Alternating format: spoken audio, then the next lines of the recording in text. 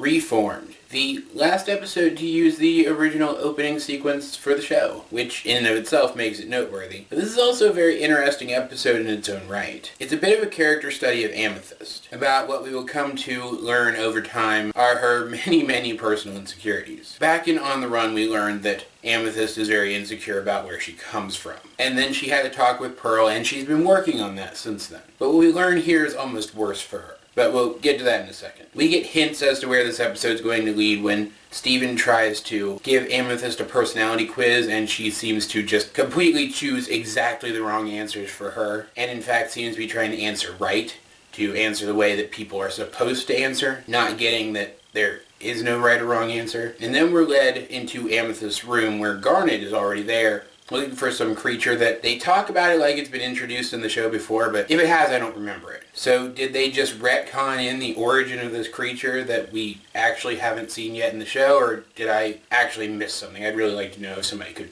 correct me. Anyway, Garnet, Amethyst, and Steven are now in Amethyst's room looking for this creature together. And it's this big flower buddy thing with reachy, squeezy tentacles that seems to be able to slink around kind of like a snake. And as far as I remember, I'm trying to remember now, we never actually see its gem, which is kind of weird, but I know it has one because there's one in the design art. And it is so able to evade them by slinking around and hiding in junk that it is able to prevent itself from being poofed multiple times when another creature probably would have been. And also manages to get the drop on them several times, and Amethyst is repeatedly poofed and repeatedly regenerates very quickly, taking on forms that she thinks would please the others, even though Garnet keeps trying to explain to her that her true strength comes from being herself, from being the best Amethyst that she can be. And this is before she even knew that she was supposed to be the size of a gem like Jasper. It all culminates in her trying to take on a larger, more physically powerful form. And I could only imagine that this stems from her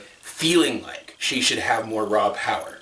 Like her body should be more beat 'em down powerful. But it isn't. I would imagine that's where part of this insecurity that she feels about who she is and the form that she takes kind of comes in. Because as the episode progresses, it becomes very clear that she feels some real anxiety about who she is. But this larger form is very unstable. It's got like one giant arm and one giant leg, but the other ones are smaller. It's muscular in the places it's larger, but practically doesn't function in the areas where it's not. And eventually she does succumb to the slinker again and poofs again. And this time she stays in gem form for a while, longer than she typically does based on the character's reactions, and then comes out as Amethyst again, just with different clothing. And you can tell it's kind of sunk in, and now Amethyst is ready to begin that same journey towards accepting who she is that she has begun towards accepting her origins. Nothing has really resolved in this episode, but the foundations are laid, and this is the development for Amethyst's character that we finally see come to fruition in Steven vs. Amethyst and Earthlings, episodes like those. Amethyst character study episodes are always so interesting to me because they're so unique from the others. When Garnet gets character development, it inevitably has something to do with Ruby and Sapphire nowadays. Something about their relationship, or something that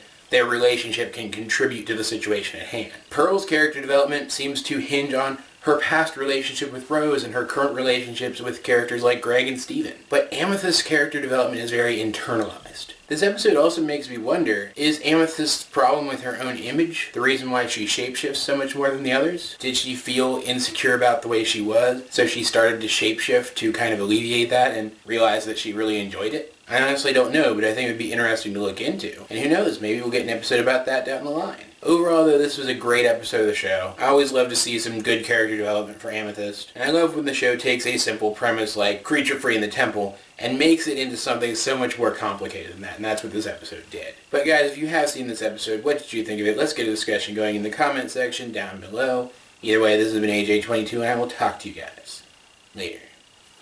Do you understand that cartoon show? I don't understand anything anymore.